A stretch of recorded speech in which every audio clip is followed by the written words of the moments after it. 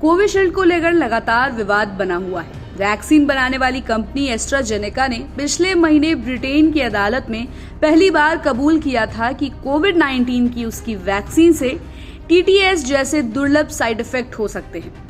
वहीं अब कंपनी ने अपना कोरोना का टीका वापस मांग लिया है। आइए जानते हैं अब तक क्या कुछ हुआ। दरअसल दुनिया भर में कोरोना वायरस महामारी के दौरान लोगों को टीके मुहैया कराने वाली कंपनी एस्ट्राजेनेका ने अपना कोरोना का टीका वापस मांग लिया है। कंपनी ने कहा है कि वो दुनिया भर से अपनी वैक्सजेविरिया वैक्सीन को वापस मंगा रही है। गौरतलब है कि एस्ट्राजेनेका के लाइसेंस वाली कोविशील्ड वैक्सीन भारत में भी कोरोना से बचाव के लिए दी गई थी।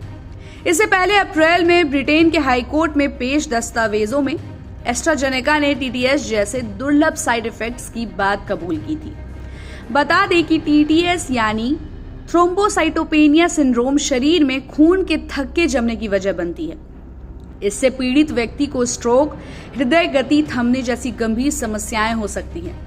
हालांकि वैक्सीन से होने वाली साइड इफेक्ट्स को स्वीकार करने के बाद भी कंपनी इससे होने वाली बीमारियों या बुरे प्रभावों के दावों का विरोध कर रही है। ये खबर भारत के लिए बेहद महत्वपूर्ण मानी जा रही है, क्योंकि यहाँ कोविड-19 के प्रसार के दौरान बड़े पैमाने पर ऑक्सफोर्ड एस्ट्राजेनेका की इसी वैक्सीन को कोविशील्ड के नाम से इस्तेमाल किया गया था। भारतीय company serum institute of India ने एस्ट्राजेनेका से हासिल लाइसेंस के तहत देश में इस वैक्सीन का उत्पादन किया था और इसे सिर्फ भारत के कोविड टीकाकरण अभियान में ही नहीं इस्तेमाल किया गया था, बल्कि दुनिया के कई देशों को निर्यात किया गया था। कोविशील्ड के अलावा इस वैक्सीन को कई देशों में वैक्सजेविरिया ब्रांड नाम से भी बेचा गया था।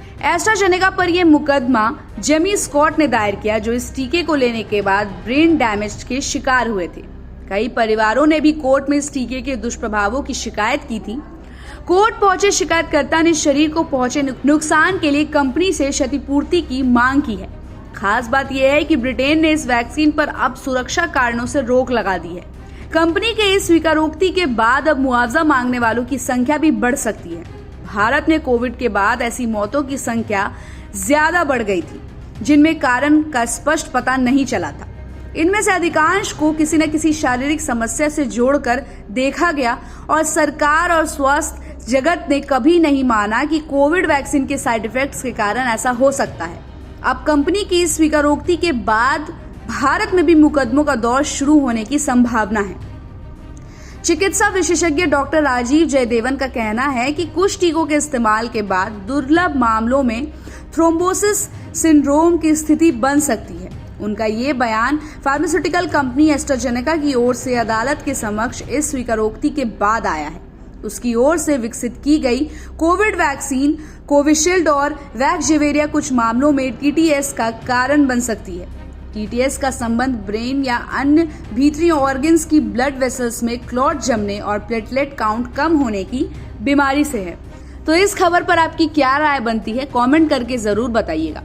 और ऐसी खबरों के लिए देखते रहिए सहारा समय का डिजिटल प्लेटफॉर्म। हमारे चैनल को लाइक और सब्सक्राइब करना बिल्कुल भी मत भूलिएगा।